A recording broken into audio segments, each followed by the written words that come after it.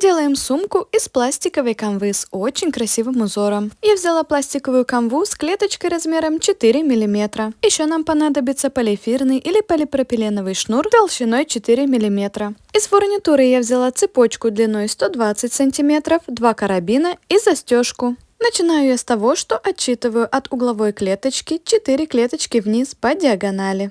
Продеваю шнур и возвращаюсь в угловую клеточку. С помощью этого стежка на 4 клеточки я создаю воображаемый квадрат, который дальше я заполню стежками в другом направлении. Я буду продевать такие полосочки, каждый раз увеличивая длину на одну клеточку больше с одной и другой стороны, пока не дойду до полосочки из 4 клеточек. После этого я начну уменьшать и продевать на одну клеточку меньше с одной и другой стороны. Таким образом, я полностью заполню свой воображаемый квадрат.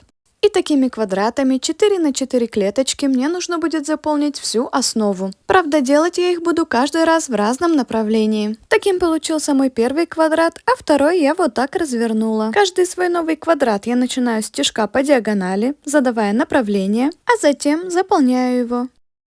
Для того, чтобы рисунок смотрелся еще красивее и аккуратнее, я каждый раз шнур поправляю, чтобы он не перекручивался и ровно ложился. Для того, чтобы было проще продеть шнур в общие клеточки между квадратами, я подпалила немножко кончик шнура, он расплавился, а затем застыл и стал твердым. Так я продеваю шнур без помощи иголки. Для своего 4-го квадрата я опять делаю стежок по диагонали и буду его заполнять. И по такому принципу, каждый раз делая квадраты в разном направлении, продеваю всю канву. Тут у меня уже готовы боковушки, и я приступила к основной части. А так выглядит уже полностью готовое продетое полотно, которое дальше нужно собрать в сумку.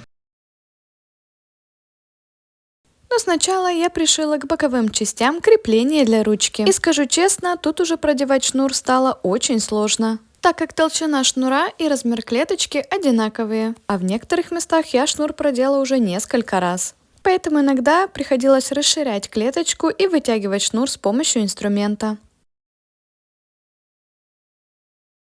Итак, я пришила крепление с одной и другой стороны. А дальше я соединила боковую часть сумки к основной. Для этого я прошлась по 2 раза в каждую клеточку, захватывая ее с одной и другой стороны. И когда я продевала уже второй раз, также иногда приходилось пользоваться инструментом, чтобы вытянуть шнур. Так как я проделала по 2 раза, белой сетки совсем не видно, и получилось вот такое красивое соединение. А оставшийся открытый край я обработала таким же образом, прошлась по 2 раза в одну клеточку. Получается все очень красиво и аккуратно. Дальше я пришила замок. Тут уже можно взять любую застежку, можно и магнитную, или ту, которая понравится вам. Затем с помощью карабинов я присоединила цепочку к креплению для ручки.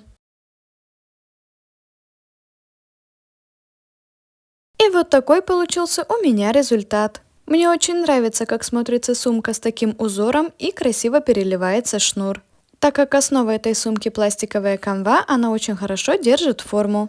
Если аккуратно продевать шнур, чтобы он не перекручивался, то рисунок одинаково красиво смотрится и на лице, и на изнанке. Но по желанию вы также можете добавить подкладку. А как вам такая сумка? Сделайте себе такую.